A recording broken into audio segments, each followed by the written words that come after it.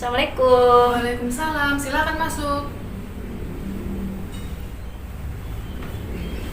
Silakan duduk.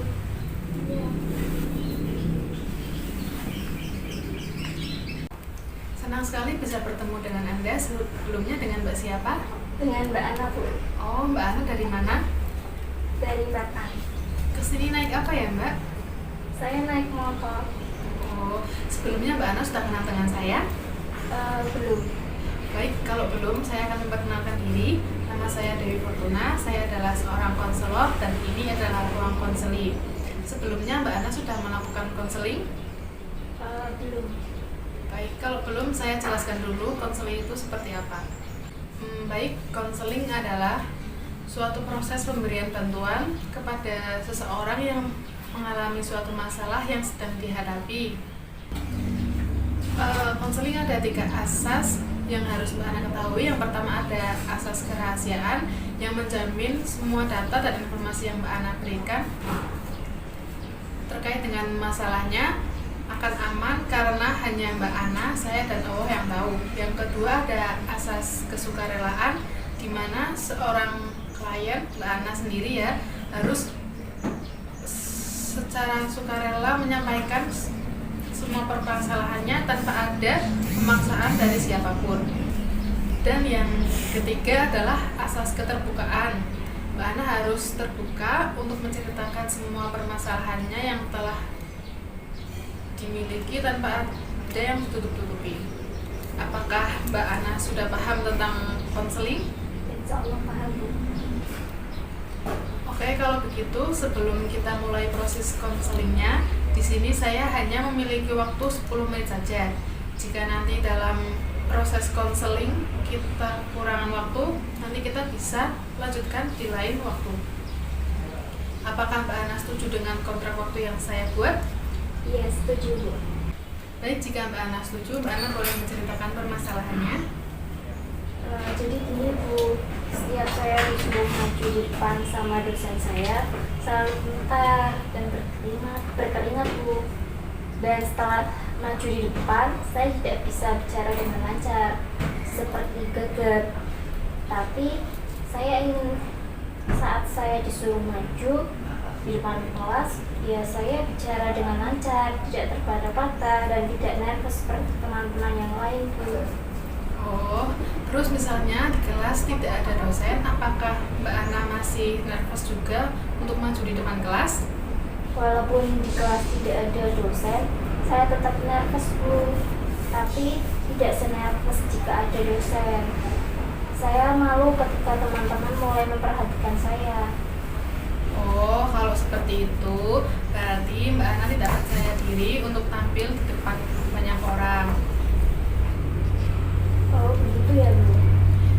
Iya, karena Ibu bilang seperti itu, setiap kali Mbak Ana maju di depan kelas, Mbak Ana merasa malu, gemetar, berkeringat, bahkan sampai gegap bicaranya. Nah, itu merupakan indikator dari kurangnya percaya diri seseorang. Oh, begitu ya, Bu? Iya, nah supaya masalahnya lebih jelas, bolehkah Ibu bertanya? Iya, Bu, boleh.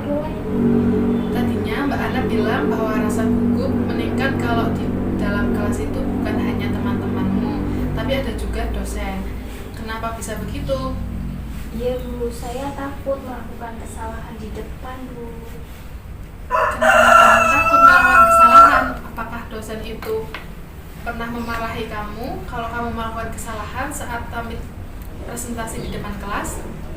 Tidak, Bu. Saya tidak dimarahi kok, Bu. Hanya saja setiap saya tampil di depan kelas, saya merasa takut melakukan kesalahan di depan dosen. Saya takut nanti nilai saya jelek, Bu. Jadi maksudnya di sini Mbak Ana berpikir kalau Mbak Ana melakukan kesalahan di depan kelas, Mbak Ana akan diberikan nilai yang jelek oleh dosen. Iya, Bu. Karena saya pikir dosen itu tidak suka sama saya karena saya melakukan kesalahan. Itulah kenapa saya tampilnya nervous.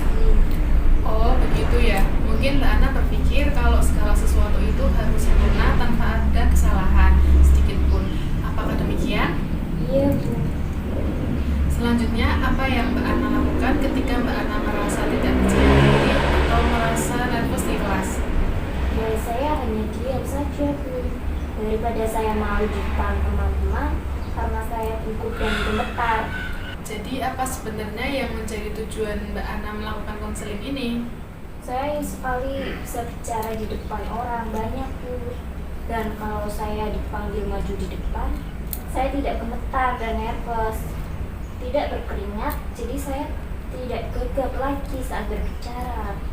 Tapi paling tidak Bu, saya bisa aktif dalam diskusi kelompok, misalnya dia bertanya atau menjawab Bu. Iya, jadi tujuan konseling kita adalah agar Mbak Ana bisa percaya diri atau maju di depan kelas berbicara di hadapan dosen dan teman-temannya, yang ditandai dengan Mbak Ana tidak gemetar lagi, berkeringat lagi, tidak nervous lagi, sehingga Mbak Ana bisa bicara dengan baik tanpa terpatah-patah jika tampil di depan kelas. Iya Bu, seperti itu Bu. Jadi setelah apa yang Mbak Ana sampaikan tadi, alangkah baiknya jika kita menyimpulkan dahulu agar lebih jelas pembicaraan ini. Mbak Ana bertekad untuk lebih percaya diri berbicara di depan kelas dan banyak orang kan? Iya Bu, tapi sebenarnya saya ingin sekali diajarkan oleh teman saya. Bagaimana menurut pendapat Ibu? Kalau menurut kamu itu bisa membantu, Ibu akan mendukung. Jangan ragu, lakukan saja. Tapi ingat, kalau kamu memutuskan menerima bantuan teman kamu, berarti kamu harus siap menerima ocehan teman-teman kamu itu. Dan juga sebelumnya, kamu harus berbicara dengan temanmu serta menjelaskan alasan kenapa kamu harus latihan dulu sebelum tampil di depan kelas agar mereka dapat mengerti. Tapi bagaimana menurut Ibu kalau saya tidak menerima bantuan teman-teman saya? Kalau menurut Ibu, jika kamu menerima bantuan dari teman-temanmu itu akan mempermudahkanmu beradaptasi, karena yang akan mendengarkan kamu saat kamu tampil di depan kelas salah satunya adalah mereka. Tapi saat kamu sebelum menerima bantuan dari teman-temanmu itu, kamu perlu menjelaskan bahwa kamu berlatih agar kepercayaan diri kamu itu bisa meningkat saat tampil di depan.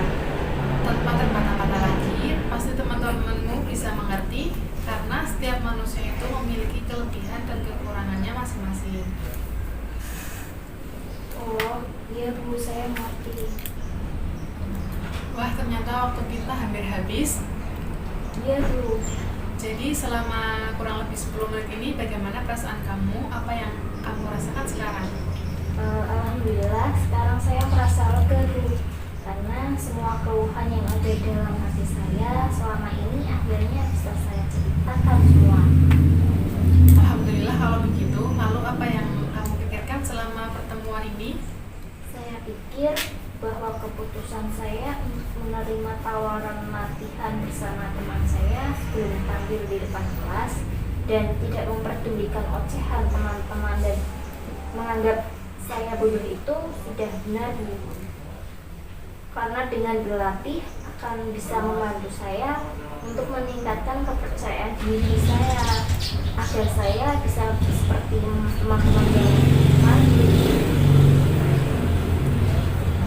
Bagus Mbak Ana. Jadi apa kira-kira rencana Mbak Ana sementara sebagai pegangan untuk tindakan selanjutnya? Iya Bu, jadi insya Allah yang pertama yang harus saya lakukan adalah saya menerima tawaran dari teman saya dan berlatih juga belajar bersama mereka. Kedua, saya tidak boleh iri terhadap apa yang tidak saya miliki yang dimiliki oleh orang lain. Dan ketiga, sebelum saya tampil di depan kelas, saya akan berpenampilan rapi sehingga saya akan merasa lebih percaya diri. Juga saya harus berdoa dulu sebelum tampil. Saya rasa itu yang akan saya lakukan Bu. Baik, kita sudah berbicara banyak. Apa yang bisa Mbak Ana simpulkan dari pertemuan kali ini? Jadi, saya harus menentukan pilihan saya. Saya tidak boleh salah pilih karena semua ini untuk masa depan saya dan juga kecemasan dan ketakutan yang saya alami mungkin menurun dan juga saya tahu langkah-langkah apa yang harus saya lakukan lakukan untuk mengatasi rasa tidak percaya diri saya ini, Bu? Rupanya Mbak Ana sudah paham dengan apa yang ingin Mbak Ana lakukan. Mbak Ana pasti bisa, itu pilihan yang bagus sekali.